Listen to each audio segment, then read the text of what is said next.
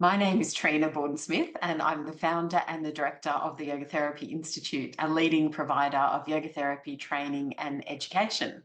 And today I'm delighted to be here with Margie Hellman. Margie is a trailblazer in the field of yoga therapy. She's a yoga therapist, a Feldenkrais practitioner, and an occupational therapist.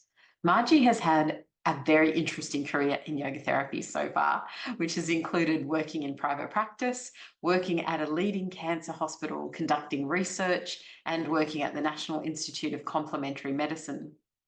Margie also worked with a clinical psychology practice, and she was the lead yoga therapist on a PhD on yoga for mental health.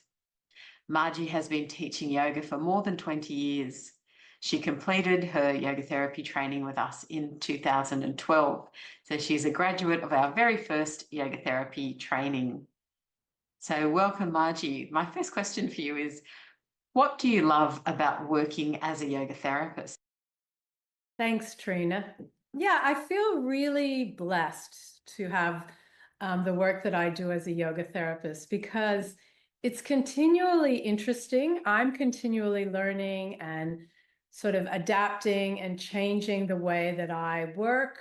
It's an ongoing process. I never feel bored. So that's part of what I enjoy, but I also enjoy really seeing the benefits that people get. And we all know that yoga can be so beneficial. But when you really develop a relationship with someone, adapt the yoga for them, encourage them, provide them all the support that they need that they might not get if they went to a yoga class, it can be incredibly valuable for the person and then very rewarding for us as a yoga therapist. And I guess the last thing I'll say is that it is a continual journey of learning. Every week, month, year, I find that I get a little bit more confident, a little bit more skilled, and a little bit more insightful into how I can make this yoga therapy process work for the client, the person that I'm working with. Can you tell us how you came to work at the Chris O'Brien Cancer Hospital in its Integrative Therapy Centre? Yeah, well, that was just timing in a way because I had just finished my yoga therapy training. And a friend of mine who's a nurse said, "Oh, did you know that they're opening up an integrative health center, medical center at this new hospital, which was just opening?" And so this was the end of 2013, the very beginning of 2014. So it was timing for me. I'm a little bit tenacious. When I want to do something, I kind of keep, on the path. And so I kept ringing. I found the right person. The hospital hadn't even really opened.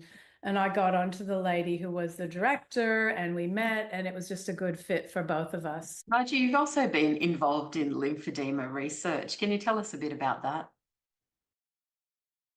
I worked at Lifehouse for 10 years, and I continue to work in the cancer care space as a yoga therapist. I did the training with Annette Loudon to learn the yoga for lymphedema sequence, and I found it really exciting and interesting, and I started to teach it at Lifehouse. The medical director of the living room got also very excited about it. She practices yoga herself, and she said, "Let's turn this into a research project." So it was a long process. I learned a lot about research and how it's a complicated process. You have to be very patient. We had to write a protocol. COVID hit. So, but that was quite interesting because it meant that we ran the study online, which meant that it was very convenient for people. They could do the yoga sequence that I designed for the lymphedema in their own home. More recently, you have been working at the National Institute of Complementary Medicine's Integrative Health Centre. Can you tell us a bit about your work there? I got involved at NICM, as it's called, in 2019, again before COVID. We were originally started as an organization called Western Sydney Integrative Health. And the vision for the program was that we were going to be doing research into complementary or integrative medicine in Western Sydney, which is an area where there's more of a need for innovative programs and a population that probably doesn't get a chance to access this type of approach to their health. So then again, COVID hit, the center closed down. And when we reopened, we were administered and run by a private medical practice called Next Practice. So I've been there since 2022, 23, we started opening again. And it's an interesting journey. It's a lot of educating people about what yoga therapy is and how it can be very useful for people. And that is still an ongoing process. I still work there. I have a class that's very well attended. Mostly people with cancer, but there are other people with chronic pain have also entered this class. So, and I do some private work out there as well. It's a different model than Lifehouse because it's not just about cancer, it's chronic disease management. As part of your own business, you also run yoga classes and therapeutic groups, such as yoga for a good night's sleep. Can you tell us a bit about that? I ran the yoga for a good night's sleep after I finished my yoga therapy training, but I haven't run those specialized courses so much, but my classes are really full of people who came to me as a yoga therapist or a Feldenkrais practitioner who had pain, mental health problems, cancer, autoimmune diseases, and wanted to participate in yoga, but really felt like the classes that were out there weren't appropriate for them. So my classes are, well, they're not small classes, but I know all of my students quite well. I know their medical histories. I know what we go over before they come into my class, how they might need to modify. And so I know them all on an individual level. They pay me for a term. I don't really do casuals in my yoga classes. So it's an ongoing approach. And we work in themes. I'm committed, they're committed. And so and it's been a very successful model. I have people who've been coming to my classes for years and years and years. You mentioned before your specialty is in chronic pain and cancer. Do you want to talk a bit about the importance of specializing? Yeah, so in my yoga therapy training, that was one of the things we were encouraged to do was specialize. And as a newbie yoga therapist, I wasn't really sure because I wanted to sort of try lots of different things. But as I've grown and continued on working as a yoga therapist, I guess now for maybe 12, 13 years, I realized that there were certain areas that I was gaining a broad knowledge of in terms of yoga therapy, but also in terms of the research, the evidence, how the medical community works with these types of conditions. So it was more for me that I evolved into areas where I felt like I was developing a skill base and an expertise. And then that, obviously flows on to being more successful working with people because you know a lot about the condition. You probably have more intuitive and knowledge base of what practices are going to help. And in cancer care, there is a lot to know. So working at Lifehouse, I learned a lot about the medical side of working with people with cancer and how yoga therapy approach can be adapted. Over the past decade, you found that there are a number of key elements that have made a difference in terms of marketing yourselves as a yoga therapist. So let's talk about some of these elements, perhaps starting with your website. Well, first of all, I'll just put a disclaimer out there. I don't use social media. And it's partly a personal choice. I don't use social media from a personal point of view. And I just, yeah, so for all of you that do use social media, great. I mean, maybe I often think I should, but I just don't. But my practice is still pretty busy. And I think it's almost more important to have a website than to be on social media because we're working in healthcare. People want to know in a little bit more detail about you, about what you have to offer, about the basis for which you're working in these areas. So, you can talk about the research, your experience. And I think people do like to read a well-made website. Before they come to you, they might be a bit nervous and it reassures them. So I think a website, I've had a lot of new yoga therapists say they're not sure, but I actually think having a really well-made website is a great investment for a yoga therapist. Some of the other elements in marketing that have been significant for you include your email database and your newsletter. Do you want to talk a bit about that?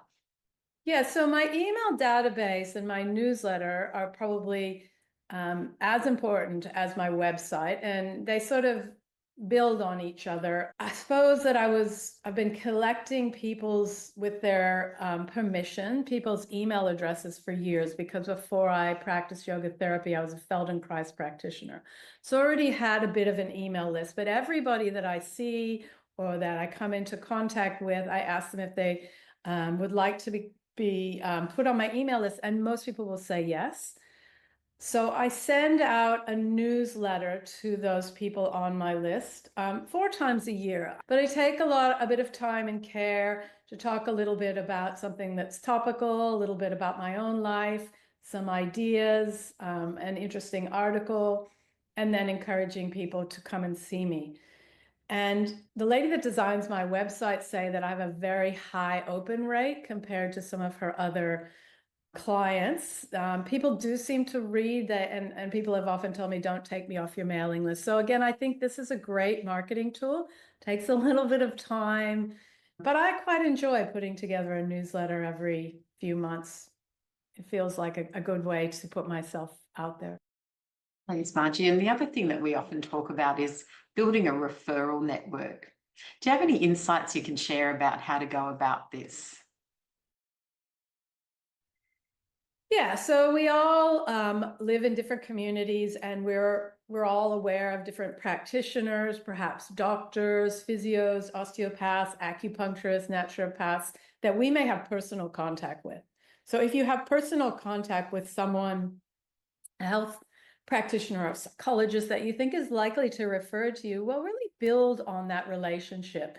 Send them things, talk to them about the types of people that they might like to refer, and just sort of gently sell yourself to them and remind them that you're there. So you do have to, maybe once a year, I might send out a flyer or a letter updating, so that, that they have a flyer to give that when people are sitting with them and they want to suggest yoga therapy, they can give them something tangible. So I do use flyers. And the other thing that I do, I guess I could call it reverse marketing. Again, in the community I live in, I do know a lot of the GP practices and even some of the GPs. So when I see somebody and they get a lot of benefit from working with me, I say, would you mind me writing your GP a letter? And usually they don't have any problem with that. So then you do need to get their permission to do that. But I will write the GP a letter. So I've been seeing your patient. They came to me with, maybe it was pain or anxiety. This is what we've done. So a little bit of education to the GP about how yoga therapy works. And then again, sending them some flyers or some business cards so that they might, perhaps think of you. And that has worked for me in the past as well. Thanks, Margie. That reverse referrals is such a brilliant idea that I often share with a lot of people inquiring about becoming yoga therapists. And just on that, what other advice do you have for yoga therapists who are in the early stage of their career? Don't quit your day job straight away. To be honest, it does take a little bit of time. I mean, my practice has been kind of steadily growing over the years.